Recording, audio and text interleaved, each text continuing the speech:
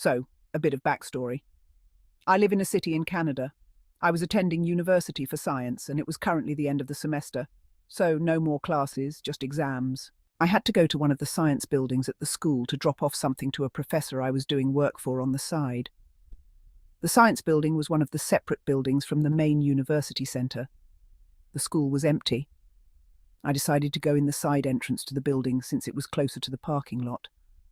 As I approach the side door, I see a man, maybe 40 years old, with glasses, shoulder-length brown greasy hair, and a blue jean jacket standing against the wall by the entry. I walk up to the door, smile at him, and he just looks at me with this dreadful straight face and cold eyes.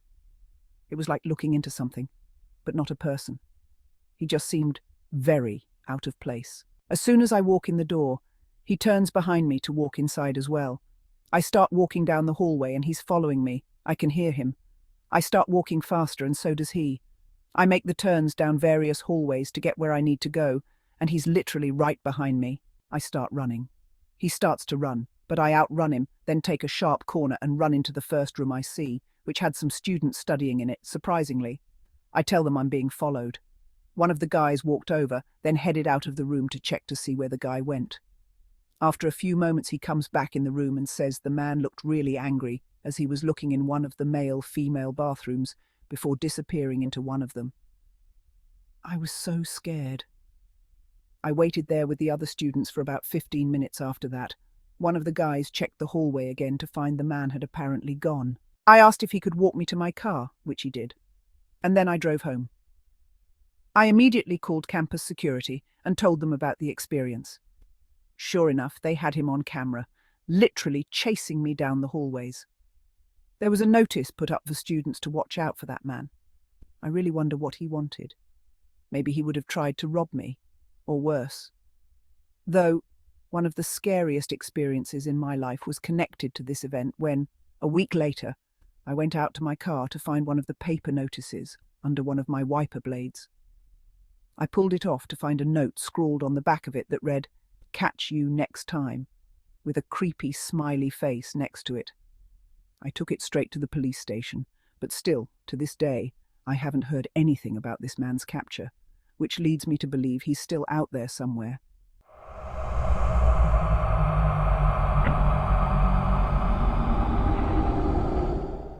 After graduation. She didn't help me find a place to stay, so I lived in my car for a couple of months.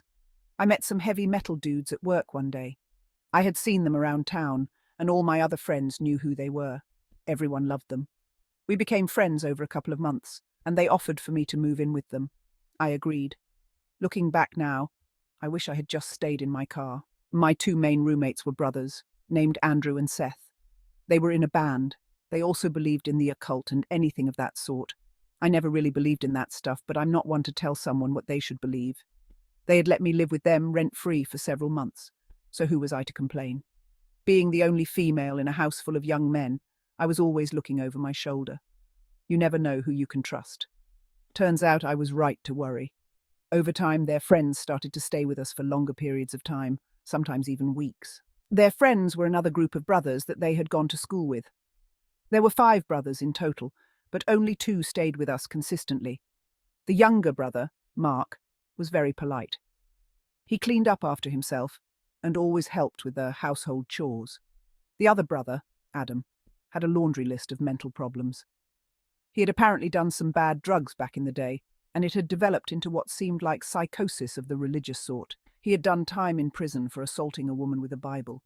He would often look you in the eyes and tell you he could see how you would die. Once, he told me that I was possessed by a demon and I needed my soul cleansed. Everyone in the house knew he had these problems, but he was their friend. They helped him through the hard times and gave him a place to stay. Otherwise, he would be on the streets. I was always on guard around him after the things he told me. No one else seemed to be as concerned as I was. They should have been. One day, I was sleeping and my phone rang. It was my boss. He asked if I could come into work an hour early. It was only 12 p.m. I was broke and had nothing better to do, so I said yes. I got up and began getting ready to leave. I walked out into the living room to find Mark and Andrew sitting on the couch, while Adam sat on the floor by the TV, watching scripture videos on YouTube. Some real end of days type of stuff. That was fairly common, so I went about my business. I said goodbye and left for work. My shift was almost complete when the phone rang. My boss answered, handed the phone to me and said, "For you." I was just a cashier, so I assumed it was a friend that couldn't reach me on my phone. I answered and heard a man's voice that I didn't recognize. "Hi, this is Detective Williams. Something happened at your apartment today, and we need you to come to the station to talk about it." I left work immediately. I had assumed one of the brothers had gotten arrested for drug dealing or something. I was very wrong. I got to the station and was buzzed in. An officer escorted me to a small, cold room with a camera. He gave me a bottle of water and left me by myself for about 30 minutes. My mind was racing, thinking about what could have happened. He came back in and informed me that Adam had stabbed and killed Andrew at around 1 p.m. I was shocked. I had just left the house an hour before it happened, and everything seemed fine. I asked if there had been a fight.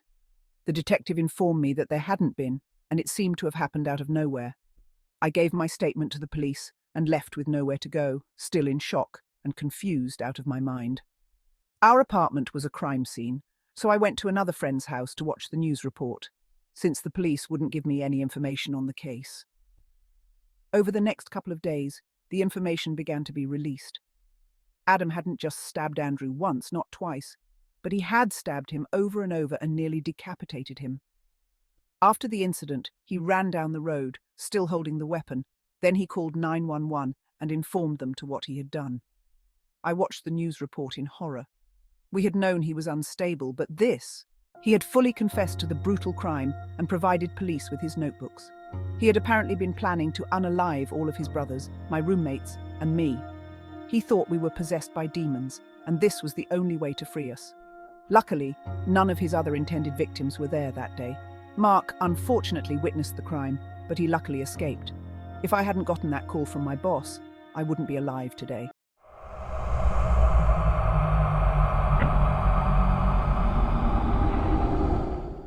Here is a little information about me. I was 18 years old at the time. I'm a female. English is not my native language, so please forgive my mistakes. This happened when I moved away from my old apartment to a new apartment which was actually near the old one. I had friends in my old apartment building, so almost every day I walked back over there to see my friends. At like 11 p.m, I used to head out and walk back to my new apartment, which was only a 5-minute walk, so I wasn't really concerned about walking alone. One day, while I was walking back home, there was a dude in front of the building that led to my apartment, just looking at me. He had his PJs on, I assumed, white t-shirt, boxers and house slippers, and was leaning up against a car in the parking lot. My intent was to walk past him since I didn't know him, but he stopped me. With a smile, he said, "Excuse me, I live here, and I've seen you walking back and forth on the street, and to be honest, I've always wanted to meet you. 2 things scared me really bad off the bat. 1, he watches me. 2, he waited outside for me to show back up again, which means he knows my patterns and has been obviously watching for quite some time. So I politely said, 'I'm sorry, I don't really want to meet someone new,' and walked past him quickly, as he was pleaded for me to give him a chance. I ignored him and made it up to my apartment without him following me, not that it mattered. After that night, I saw him watching me from his window a couple of times, but he didn't try to talk to me again. What makes this story truly creepy is that years later, I had moved away, started a whole new life, and was at home watching an episode of Forensic Files, only to see the face of the same man wanted me to give him a chance being involved with a fatal attack of a woman that looked strikingly similar to me.